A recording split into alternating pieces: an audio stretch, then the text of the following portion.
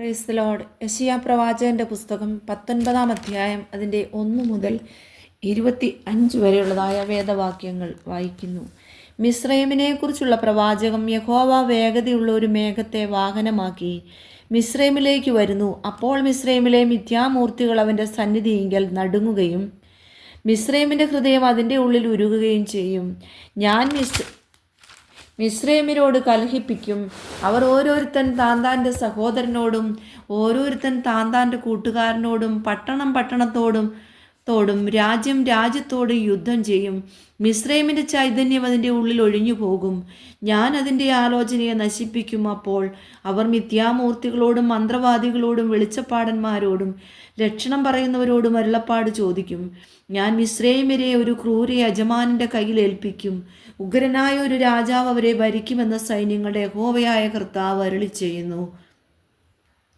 സമുദ്രത്തിൽ വെള്ളമില്ലാതെ ആകും. നദി വറ്റി ഉണങ്ങിപ്പോകും. നദികൾക്ക് നാറ്റം പിടിക്കും. മിസ്രൈമിലെ തോടുകൾ വറ്റി ഉണങ്ങും. ഞാങ്ങണയും വേഴവും വാടിപ്പോകും. നദിക്കരികയും നദീതീരത്തുമുള്ള പുൽപ്പുറങ്ങളും നദീതീരത്ത് വിതച്ചതൊക്കെയും ഉണങ്ങി പറന്ന് ഇല്ലാതെ പോകും. മീൻ പിടിക്കുന്നവർ വിലപിക്കും. നദിയിൽ ചൂണ്ടലിടുന്നവരൊക്കെയും ദുഃഖിക്കും. വെള്ളത്തിൽ വല വീശുന്നവർ വിഷാദിക്കും. ചീകി വെടിപ്പാക്കിയ ചണം കൊണ്ട് വേല ചെയ്യുന്നവരും വെള്ളത്തുണി നെയ്യുന്നവരും ലജ്ജിച്ചു പോകും. രാജ്യത്തിൻ്റെ തൂണുകളായിരുന്നവർ തകർന്നു പോകും. കൂലിവേലക്കാർ മനോവ്യസനത്തോടെ ഇരിക്കും. സോവനിലെ പ്രഭുക്കന്മാർ കേവലം ഭോഷന്മാർ അത്രേ. ഫറവോൻ്റെ ജ്ഞാനമേറിയ മന്ത്രിമാരുടെ ആലോചന പോഷത്വമായി തീർന്നിരിക്കുന്നു. ഞാൻ ജ്ഞാനികളുടെ മകൻ, പുരാതന രാജാക്കന്മാരുടെ മകൻ എന്നീ പ്രകാരം നിങ്ങൾ ഫറവോനോട് ചെയ്യുന്നത് എങ്ങനെ? നിന്റെ ജ്ഞാനികൾ എവിടെ? അവർ ഇപ്പോൾ നിനക്ക് പറഞ്ഞു തരട്ടെ. സൈന്യങ്ങളുടെ യഹോവ മിസ്രൈമിനെക്കുറിച്ച് നിർണയിച്ചത് അവരെന്തെന്ന് ഗ്രഹിക്കട്ടെ. സോവനിലെ പ്രഭുക്കന്മാർ ഭോഷന്മാരായി തീർന്നിരിക്കുന്നു.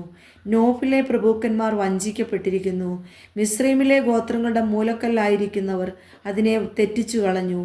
യഹോവ അതിൻ്റെ നടുവിൽ മനോവിഭ്രമം പകർന്നു. ലഹരി പിടിച്ചവൻ തൻ്റെ ഛർദിയിൽ ചാഞ്ചാടി നടക്കുന്നത് പോലെ അവർ മിസ്രൈമിനെ അതിൻ്റെ സകല പ്രവൃത്തിയിലും തെറ്റി നടക്കുമാറാക്കിയിരിക്കുന്നു.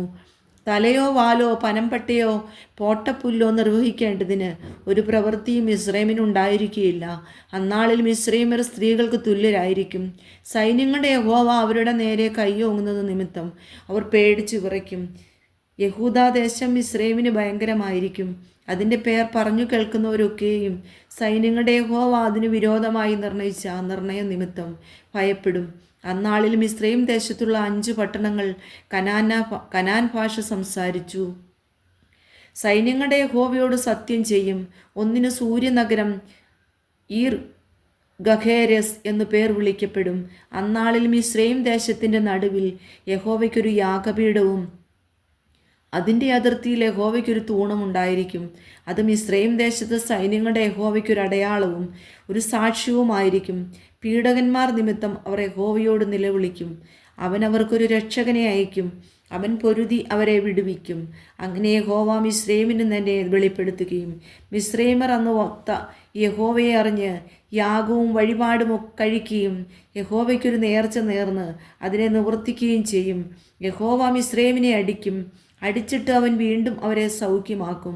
അവർ യഹോവയെങ്കിലേക്ക് തിരികെയും അവൻ അവരുടെ പ്രാർത്ഥന കേട്ടവരെ സൗഖ്യമാക്കുകയും ചെയ്യും.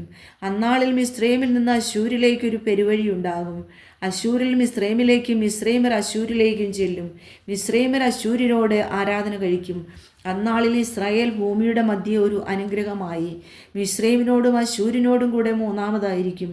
സൈന്യങ്ങളുടെ യഹോവ അവരെ അനുഗ്രഹിച്ചു.